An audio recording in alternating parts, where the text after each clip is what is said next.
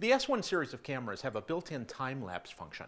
To access the time-lapse, you turn the drive switch here to the time-lapse function, and you'll see this on the screen that tells you you're in time-lapse. Now, the thing is, when you push menu set, it immediately takes you to the time-lapse menu, which is in the camera and it's in the others photo 2 folder. But the nice thing is when you're there and you push menu set, it takes you right to it. So once I'm there, I can push menu set again, and this is where I get my options to set up my time-lapse. So my mode is time-lapse shot. My shooting interval can be on or off, and this determines whether I want to shoot another one right away or I want to stop and process this one. Now, my start time can either be now, so as soon as I've set everything up and I hit the shutter button, it'll start, or I can set up a start time. Let's say I wake up in the morning and want to get a sunrise time-lapse for 2 hours. So now if I go back here and I go down to this is the important part here. So when I go to my image count, this is where it lets me put in the number of exposures I'm going to take and the interval or the time between exposures that the camera is going to pause. So to access this, I can just move across using the side button here. Right now we've set it up to take 12 pictures, as you can see. Now if I keep pushing the button, it'll go down to the next level down here. And I set it up to take a picture 1 second apart. If I wanted 2, I could do that. So once I'm here, I have to push set either on the screen or here, and then I want to check and make sure that that setting is in there. Now if I go to start now, I push menu set, and down at the bottom here, it's going to show me the symbol that I'm shooting a time lapse, and it's going to say 12 next to it. So now I'm taking these pictures. It's taking a picture 1 second apart. We're going to wait.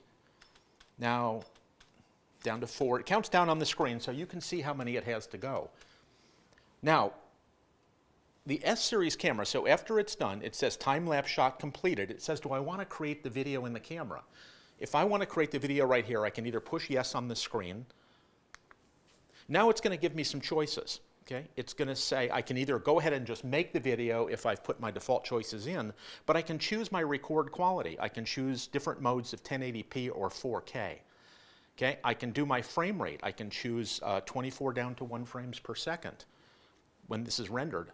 I can do a sequence that would either be normal or I can have it play back in reverse. So we're going to do a normal one here. We're going to go up and I'm going to say OK, which is going to ask me to start it. So now it's going to say create time 1 minute. I'm going to press yes. It generally doesn't take a minute. It depends on how long your time lapse is. But this goes across, and this is creating a video file that'll be on the SD card right next to the JPEG pictures. Okay, so now it goes into the mode where I can play the video. Now, if there was something going on in this scene, we would see it racing around. Now, sometimes when you make a time-lapse film, depending on the changes of light in the scene, you'll see a flickering or a changing of light between scenes.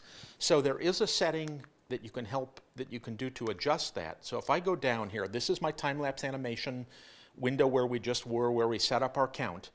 The last line in here is exposure leveling. If I turn exposure leveling on, it'll attempt to eliminate some of that flickering that you see in there.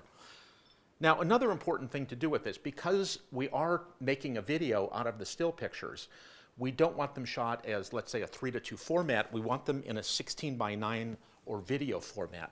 So to change that, I push the Q menu button. On the main screen here, you'll see 3:2 down here, which is not the default, but it's probably what the camera is going to be in. I can use my wheels up here to change this to 16:9. Now when I create my time-lapse video, it's in a 16:9 or format that's ready for video.